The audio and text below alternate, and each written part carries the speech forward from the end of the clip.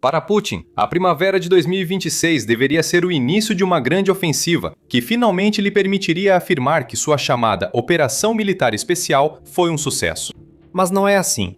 A contraofensiva ucraniana atropela as forças russas. A guerra de Putin está desmoronando depois que a Ucrânia cegou o exército russo e promoveu uma grande virada como ninguém esperava. Isso é libertação, é desrussificação. E isso levou a Ucrânia a bater recordes em várias frentes, começando com a maior libertação de território ucraniano que vimos desde a contraofensiva de 2023. Nos primeiros 2 meses de 2026, a Ucrânia conseguiu recuperar impressionantes 260 km² de seu território, grande parte deles na região de Zaporísia, junto com outras regiões do sul do país que estavam sob controle da Rússia.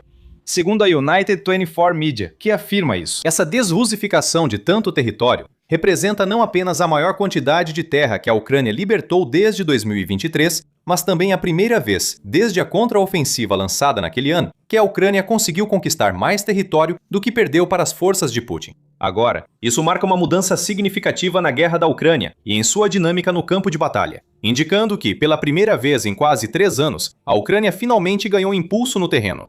O avanço lento das forças russas foi interrompido na maior parte das linhas de frente, e a Ucrânia aproveitou sua nova posição para voltar a avançar sobre território que Putin achava que estava seguro. Esse avanço contou com uma grande ajuda da SpaceX e da decisão de Elon Musk de finalmente cortar o acesso russo à rede Starlink, que a Rússia anteriormente conseguia acessar por meio de terminais ilícitos que fornecia aos seus soldados. Em uma medida que alguns diriam que já estava atrasada, a SpaceX criou uma lista de permissões para os terminais Starlink da Ucrânia, que ao mesmo tempo serviu como um desligamento automático para os terminais russos ilícitos que estavam sendo usados na Ucrânia. O resultado foi o caos nas linhas russas. E foi aí que as coisas começaram a mudar a favor da Ucrânia. O avanço ucraniano em Zaporísia começou após o colapso das comunicações causado pelo desligamento do Starlink. Em um instante, os infiltrados russos que haviam se esgueirado para o território ucraniano e se escondido enquanto aguardavam reforços, deixaram de receber qualquer informação. Isolados e sem informações, esses infiltrados estão sendo eliminados pelas equipes ucranianas de busca e destruição, o que enfraqueceu ainda mais o já frágil controle de Putin sobre grandes áreas do sul da Ucrânia. A Rússia ainda está em uma posição bastante enfraquecida no que diz respeito ao seu comando e controle, mesmo enquanto tenta desesperadamente encontrar alternativas para os terminais Starlink desativados que já não pode mais usar. Isso não poderia ter acontecido em pior momento para Putin. Como nos anos anteriores, Putin e seus aliados do Kremlin preparavam uma ofensiva na primavera que poderia se estender até o verão ou outono. O objetivo da ofensiva era atacar o cinturão fortificado em Donetsk e conquistar mais território no sul da Ucrânia. Com o avanço das forças da Ucrânia, o Kremlin precisa reavaliar seus objetivos, pois as tropas russas foram forçadas a adotar uma postura defensiva, oposta ao esperado nesta primavera. A United 24 Media informa que o presidente da Ucrânia, Volodymyr Zelensky, disse que a contraofensiva, que traz grandes resultados para a Ucrânia, foi planejada para atrapalhar a ofensiva da primavera. Mesmo enquanto a Rússia tenta reunir forças perto de alvos como Ruliapólia, precisa fazê-lo após 2 meses de perdas constantes que deixaram os planos do Kremlin em frangalhos. Esta deveria ser a primavera que abriria caminho para a vitória russa, mas até agora vimos apenas a Ucrânia avançando e desrussificando mais território. O que começou como um contra-ataque após a Rússia perder o Starlink tornou-se algo muito maior. Com a melhora do clima de inverno na Ucrânia, esperava-se uma ofensiva russa, mas é a Ucrânia que avança e se defende bem contra as forças de Putin. Putin esperava bombardear a infraestrutura energética da Ucrânia no inverno para forçar uma rendição antecipada, mas não era para as coisas saírem assim para a Rússia. Essa estratégia falhou. A Ucrânia resistiu ao ataque aéreo e voltou mais forte do que a Rússia esperava, mesmo durante o inverno em que se previa seu colapso. E à medida que o tempo melhora, a desrussificação continua. Os blogueiros militares russos estão enlouquecendo agora. Segundo o Instituto para o Estudo da Guerra, ISW, isso foi relatado em sua avaliação de 25 de março sobre a invasão de Putin. Esses blogueiros militares agora destacam falhas na estratégia de infiltração usada pela Rússia em 2025 e ainda em uso, mesmo enquanto equipes de busca e destruição da Ucrânia eliminam esses infiltradores. Blogueiros militares russos declaram que a Rússia não consegue avanços significativos com essa tática.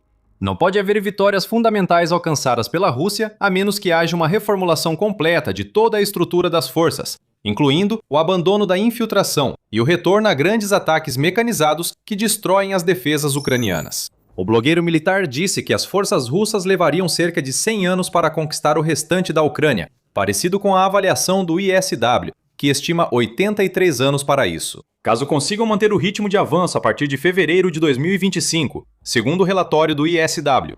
Parece muito tempo esperar um século inteiro por uma vitória que deveria chegar em algum momento de 2026. E de alguma forma ficou ainda pior para Putin enquanto ele tenta responder à desrussificação de grande parte do território da Ucrânia. A Rússia tentou agravar a situação. Falhou. De acordo com o relatório do ISW de 22 de março, o comando militar russo enviou forças Spetsnaz para o sul da Ucrânia, com o objetivo de barrar de imediato a contraofensiva ucraniana.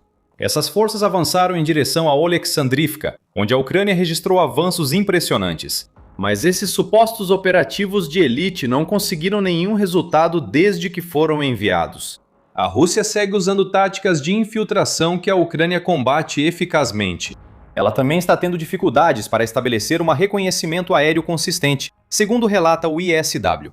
E não vimos nenhuma reversão de nenhum dos avanços que a Ucrânia conquistou nos últimos meses.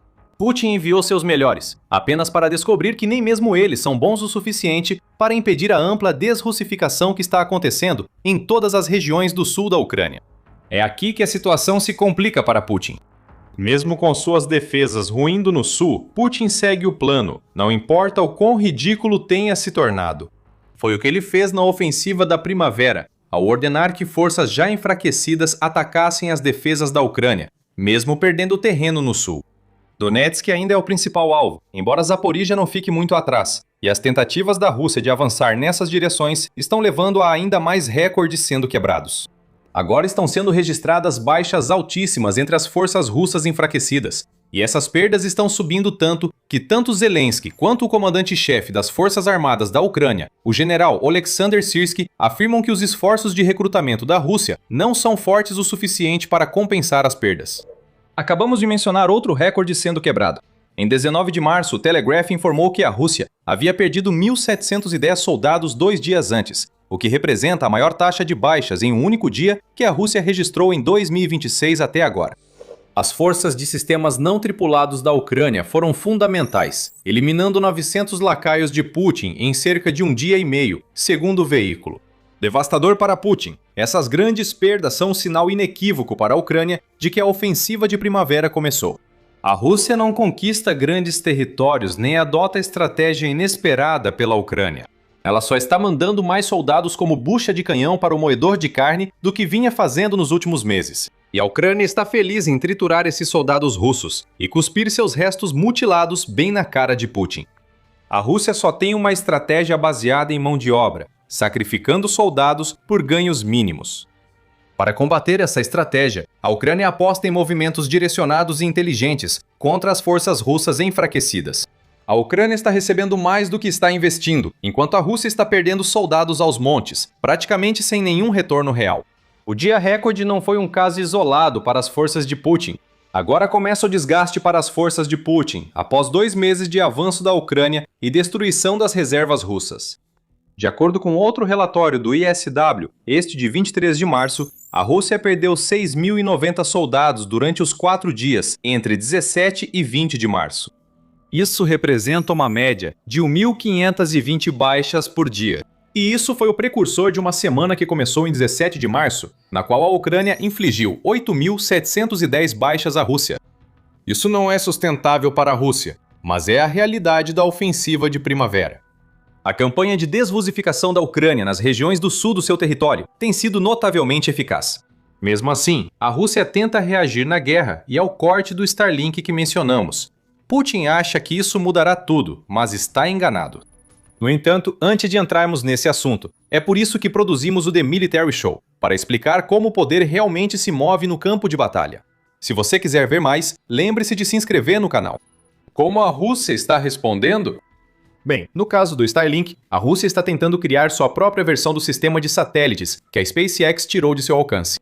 Segundo o relatório do Center for Eastern Studies de 24 de março, divulgado no dia anterior, o foguete russo Soyuz 21B lançou 16 satélites para a órbita, integrando o sistema Razvet de comunicações de banda larga em órbita baixa, que a Rússia busca criar. Nos próximos anos, centenas desses satélites serão lançados, segundo o Bureau 1440, empresa responsável pelo sistema. Mas essa iniciativa está em desenvolvimento desde 2020, e nem mesmo centenas de satélites, muito menos os 16 que a Rússia acabou de enviar ao espaço, se comparam ao que o Starlink forneceu às forças russas. A constelação de satélites da SpaceX conta com mais de 10 mil unidades, proporcionando cobertura global. A Rússia pode alegar que só precisa de cobertura na Ucrânia, mas vemos uma tentativa fraca de copiar um sistema de comunicação muito superior à versão russa em desenvolvimento. Ainda assim, para a Rússia, alguns satélites são melhores do que nenhum. Eles não resolvem o fato de o Kremlin estar proibindo o uso do Telegram nas linhas de frente, o que só piora o problema de comunicação causado pela perda do Starlink. Esses satélites fornecerão internet às tropas russas, mas elas não podem usar esse acesso como precisam para tentar tornar a ofensiva russa na primavera um sucesso. A Rússia tenta desafiar os avanços obtidos pela Ucrânia. Enquanto a Ucrânia avança e mantém um impulso desde o fim de janeiro, o New York Times informa que a Rússia concentra tropas em pontos estratégicos para a ofensiva de primavera e verão. A reportagem traz comentários do tenente-coronel ucraniano Vitaly Gerzak, em Zaporíjia, que afirma: "Eles estão se concentrando nesses locais e querem nos pressionar de novo. Putin parece querer recuperar as terras que a Rússia perdeu para a Ucrânia, permitindo que ele re-russifique áreas recém-desrussificadas. E estamos vendo algo semelhante acontecer na direção de Huliopola, que mencionamos anteriormente, uma região onde a Rússia está concentrando suas forças. Essas forças agora estão atacando em maior volume do que em qualquer outro momento de 2026. Sirski confirmou isso, afirmando em 15 de março que a intensidade das operações ofensivas na área de Huliopola é significativamente maior em comparação com outros setores. Pravda confirmou esses comentários, destacando que a intensidade das ações ofensivas nessa direção é maior do que em qualquer outro ponto das linhas de frente. O Liapolia está no Oblast de Zaporíjia, então fica claro o objetivo da Rússia aqui, considerando onde ocorreram a maioria dos contra-ataques ucranianos em fevereiro e março. Emassias Ucraíne acrescenta que, nos primeiros 10 dias de março, as forças russas lançaram 1.400 ataques. Esse é outro indicativo de que a ofensiva de primavera começou, já que a média mensal era de 1.800 entre setembro de 2025 e fevereiro de 2026. Se a Rússia continuar nesse ritmo, terá lançado mais de 4.200 ataques até o final de março. É como dissemos antes, a única estratégia de Putin é jogar mais carne no moedor. Essas tentativas da Rússia de combater a desrussificação da Ucrânia causaram o grande número de baixas após o início da nova ofensiva. Mesmo que Putin tente impor seus planos para 2026, eles estão fadados ao fracasso. Apesar da contraofensiva ucraniana já ser um grande desafio para Putin, há questões ainda maiores sem solução para a Rússia. Primeiro estão as táticas que Putin é forçado a usar no campo de batalha. Embora blogueiros militares russos peçam que a Rússia abandone as táticas de infiltração usadas em 2025, a ofensiva da primavera de 2026 segue marcada por tentativas de infiltrar pequenas unidades de soldados russos atrás das linhas ucranianas. A Rússia adota essa abordagem porque a Ucrânia usa tantos drones FPV que ataques com tanques e veículos blindados são inviáveis em grandes partes da linha de frente. Veículos de movimento lento viram alvos fáceis para drones ucranianos. Segundo o Ministério das Finanças da Ucrânia, a Rússia já perdeu mais de 11.800 tanques e 38.800 veículos blindados. As forças de Putin já estavam ficando sem equipamentos e, com ainda mais drones nos céus, usar o que resta é uma tarefa inútil. A infiltração pode funcionar no sentido de criar confusão atrás das linhas de combate, mas se a Rússia quiser obter algum ganho significativo em 2026, ela precisa usar veículos blindados. O grupo de soldados infiltrando-se em esconderijos mal defendidos atrás das linhas só vai até certo ponto. Foi exatamente essa tática que a Ucrânia conseguiu reverter com sucesso em sua contraofensiva.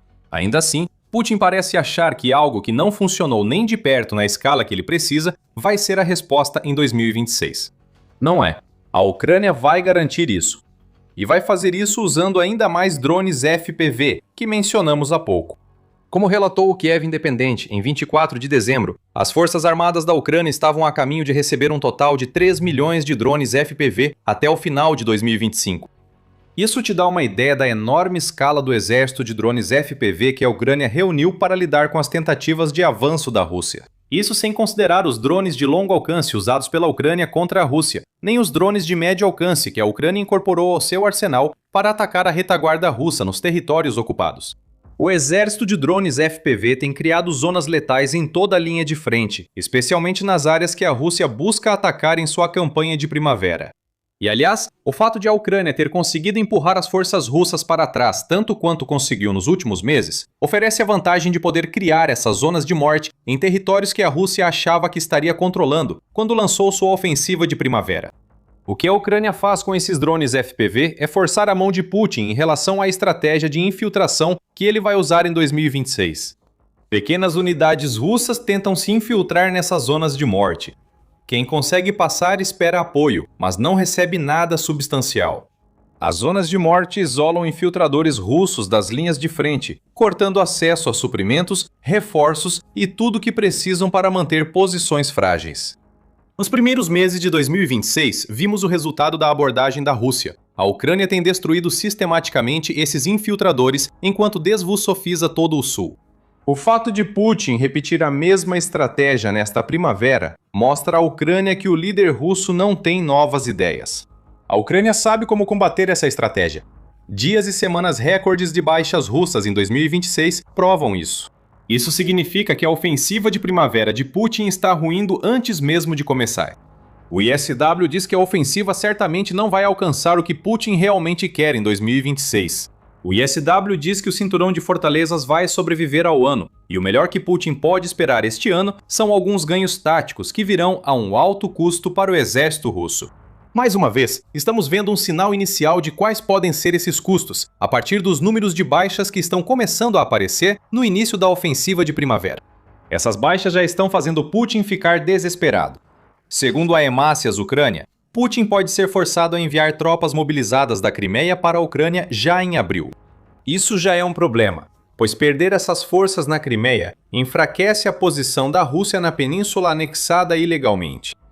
O que isso também nos mostra é que a campanha de desrussificação da Ucrânia funcionou no sentido de forçar a Rússia a gastar soldados que pretendia usar como parte da ofensiva de primavera. Esses soldados agora se foram, e o território que eles ocupavam está de volta às mãos da Ucrânia.